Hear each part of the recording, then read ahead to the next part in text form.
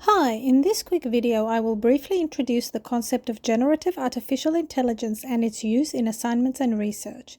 First, it is important to know what I mean when I use the term generative artificial intelligence or generative AI. As you may know, artificial intelligence has been around for quite a while and refers to technologies which can do tasks that used to require human intelligence to do. This includes, for example, computer programs like Grammarly, which can check the grammar in your writing, or apps such as Google Maps, which can direct you to a particular place. Recently, more advanced forms of AI have been developed which are able to do tasks which used to require human creativity. Think, for example, of poetry or painting a picture.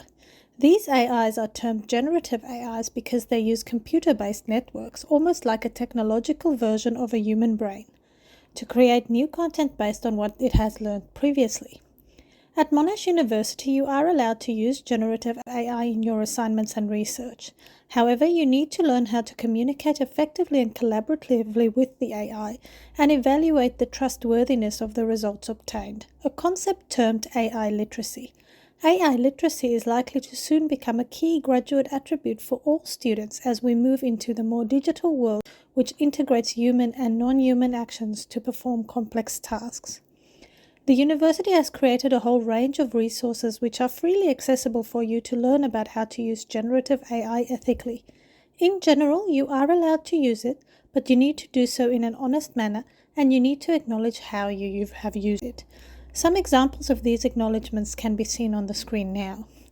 My advice is to use generative AI as a tool to help you improve your approaches to your assignments or research. I suggest in particular to use it as a tool to start your brainstorming and planning for your assignment or research project. As a student, for example, some generative AIs may be able to provide you with an outline or help you brainstorm some ideas for an assignment.